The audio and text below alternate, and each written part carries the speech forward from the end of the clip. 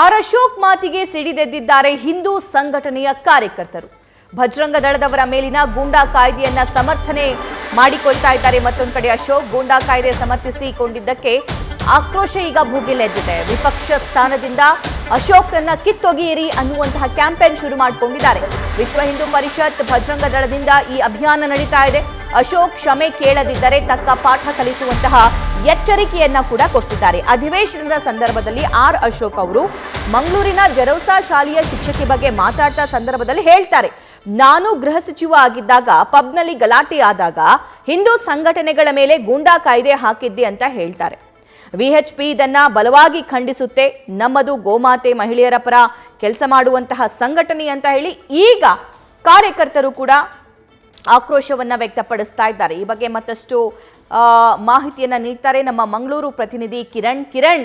R Ashok ಅವರ ಮಾತಿಗೆ ದೊಡ್ಡ ಕ್ಯಾಂಪೇನೇ ಶುರುವಾಗ್ಬಿಟ್ಟಿದೆ. ಏನವರ ಆಗ್ರಹ, ಏನ್ ಹೇಳುತ್ತೆ ಹಿಂದೂ ಸಂಘಟನೆ? ಸಭಾ ಆರ್ ಅಶೋಕ್, ಪ್ರತಿಪಕ್ಷ ನಾಯಕರಾದಂತ ಆರ್ ಅಶೋಕ್ ಅವರು ಏನ್ ಸದನದಲ್ಲಿ ಒಂದು ಮಾತಾಡ್ಬೇಕಾದ ಒಂದು ಹೇಳಿಕೆ ಕೊಟ್ಟರು. ಬಜರಂಗ ದಳ ಕಾರ್ಯಕರ್ತರ ಮೇಲೆ ಗೂಂಡಾ ಕಾಯ್ದೆಯನ್ನ ಸಮರ್ಥನೆ ಮಾಡಿಕೊಂಡ್ರು. ಅದರ ವಿರುದ್ಧ ಈಗ ವಿಶ್ವ ಹಿಂದೂ ಪರಿಷತ್ ಬಜರಂಗ ದಳ ಮುಖಂಡರು ತಿರುಗಿ ಬಿದ್ದಿದ್ದಾರೆ. ಒಂದ್ ಕಡೆ ಆಕ್ರೋಶ ಭುಗಿಲೆದ್ದಿದ್ರೆ, ಇನ್ನೊಂದ್ ಕಡೆಯಿಂದ ಅವರು ಬೇಷರತ್ ಕ್ಷಮೆ ಕೇಳಬೇಕು ಅನ್ನೋ ಒಂದು ಎಚ್ಚರಿಕೆಯನ್ನ ಕೂಡ ಕೊಟ್ಟಿದ್ದಾರೆ. ಒಂದ್ ವೇಳೆ ಇವರು ಕ್ಷಮೆ ಕೇಳದೇ ಇದ್ರೆ ನೆಕ್ಸ್ಟ್ ಟೈಮ್ ಮಂಗಳೂರಿಗೆ ಬಂದಾಗ ಅವರ ಏನು ತಕ್ಕ ಪಾಠ ಕಲಿಸ್ಬೇಕು ಅದನ್ನ ಕಲಿಸ್ತೀವಿ ಅನ್ನೋ ಒಂದು ಎಚ್ಚರಿಕೆಯನ್ನ ಕೊಟ್ಟಿದ್ದಾರೆ. ಇದರ ನಡುವೆ ನಿನ್ನೆ ಆರ್ ಅಶೋಕ್ ಅವರು ಒಂದು ಕ್ಷಮೆಯನ್ನ ಕೇಳಿದ್ದಾರೆ ಅಂತ ಹೇಳಲಾಗ್ತಾ ಇದೆ. ಆದ್ರೆ ಈ ಕ್ಷಮೆ ಕೇಳಿದ್ರು ಕೂಡ ಬಜರಂಗ ದಳ ವಿಶ್ವ ಹಿಂದೂ ಪರಿಷತ್ ಕಾರ್ಯಕರ್ತರ ಹಾಗೂ ಮುಖಂಡರ ಆಕ್ರೋಶ ತಣ್ಣಗಾಗಿಲ್ಲ.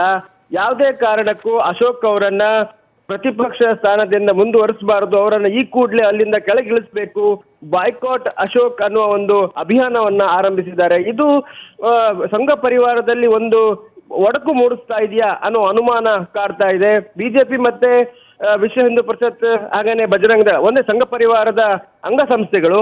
ಆದ್ರೆ ಚುನಾವಣೆ ಸಂದರ್ಭದಲ್ಲಿ ಈ ರೀತಿಯ ಒಂದು ಬೆಳವಣಿಗೆ ಮುಂಬರುವ ದಿನಗಳಲ್ಲಿ ಬಹಳ ಎಫೆಕ್ಟ್ ಆಗುತ್ತೆ ಅನ್ನೋ ಒಂದು ಮಾತು ಕೇಳಿ ಬರ್ತಾ ಇದೆ. ಈ ಹಿನ್ನೆಲೆಯಲ್ಲಿ ವಿಶ್ವ ಹಿಂದೂ ಪರಿಷತ್ ಬಜರಂಗ ದಳ ಹಾಗೇನೆ ಸಂಘ ಪರಿವಾರದ ಎಲ್ಲಾ ಮುಖಂಡರು ಇದನ್ನು ಯಾವ ರೀತಿ ತಣ್ಣಗಾಗಿಸ್ತಾರೆ, ಈ ಕಾರ್ಯಕರ್ತರನ್ನು ಯಾವ ರೀತಿ ಈ ಒಂದು ಅಭಿಯಾನದಿಂದ ಹಿಂದಕ್ಕೆ ಸರಿಲಿಕ್ಕೆ ಮನವೊಲಿಸ್ತಾರೆ, ಕಾದ್ ನೋಡ್ಬೇಕು.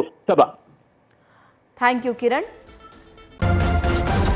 ನ್ಯೂಸ್ ಫಸ್ಟ್ ನಿರ್ಭೀತಿಯಿಂದ ನಿಮ್ಮ ಪರವಾಗಿ.